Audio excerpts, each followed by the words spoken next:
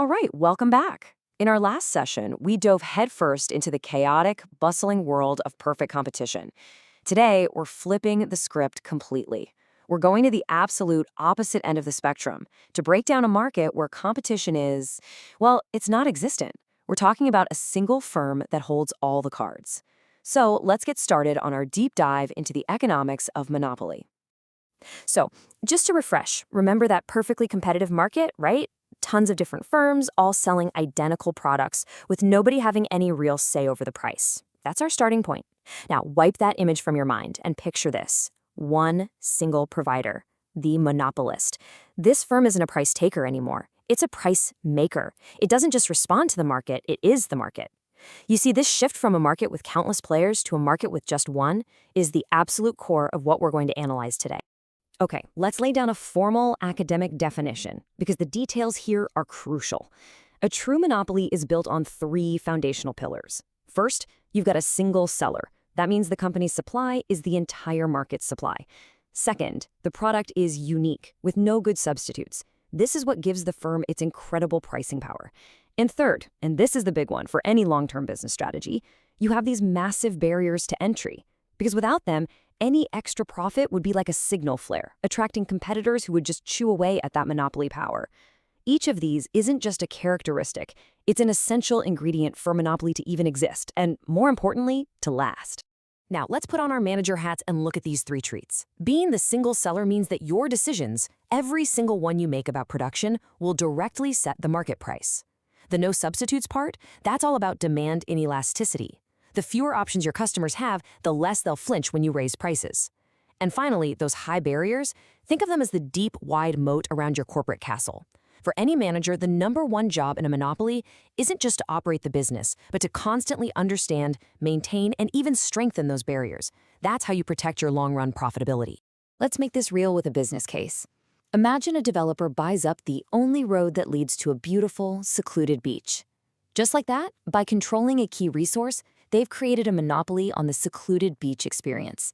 From a management perspective, this is huge. You now have direct control over the entire demand for this experience.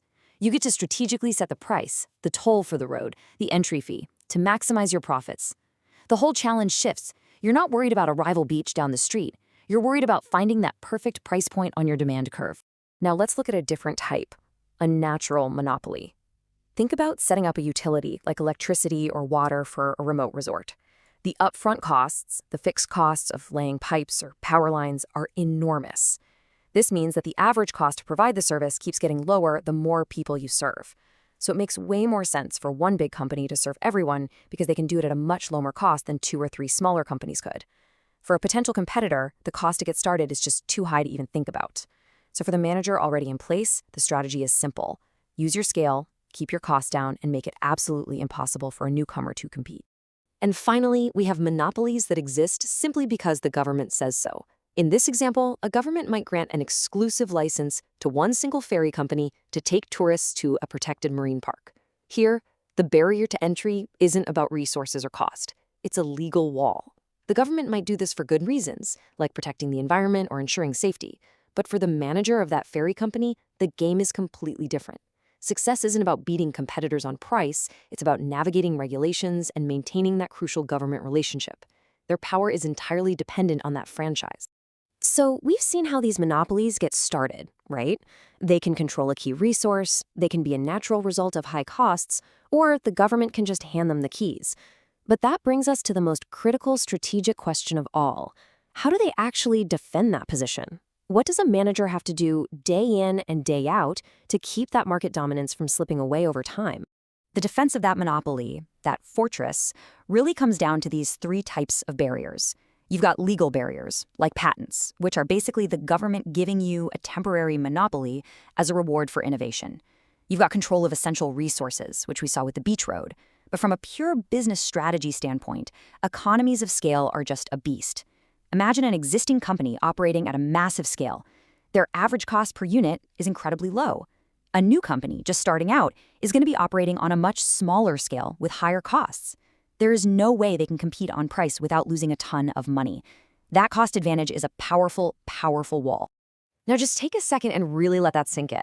The monopolist is the entire industry. The whole way you think about strategy has to change. A competitive firm is always thinking, how can I steal some market share from my rivals? The monopolist asks a totally different question. How do I get the most profit out of this entire market? Every single thing they do, whether it's producing more or producing less, directly shapes the market. And of course, having that much power, well, it also puts a giant target on your back for government regulators, which is a huge risk that management always has to consider. This slide right here perfectly illustrates the massive difference in market power. Look at the left side. That's our competitive firm. Its demand curve is a flat, horizontal line. It's a price taker. It can sell as much as it wants at the going market price, but it has zero power to change that price. Now look to the right. That's the monopolist. It's facing the entire downward slipping market demand curve. This is the source of all its power, but it's also its biggest constraint. See, to sell one more unit, the monopolist has to lower the price.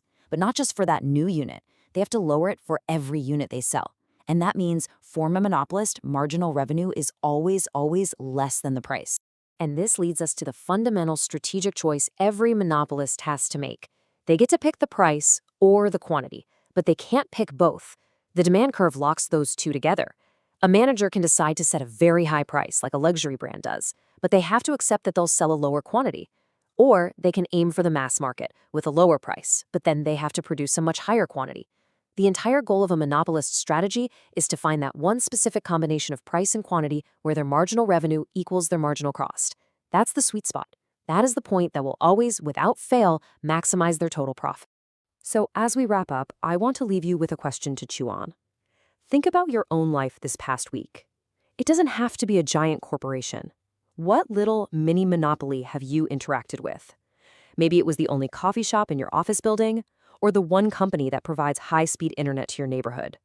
Or maybe the pharmaceutical company that holds the patent on a specific medication. What was it? Once you start looking for these structures, I promise, you'll start seeing them everywhere.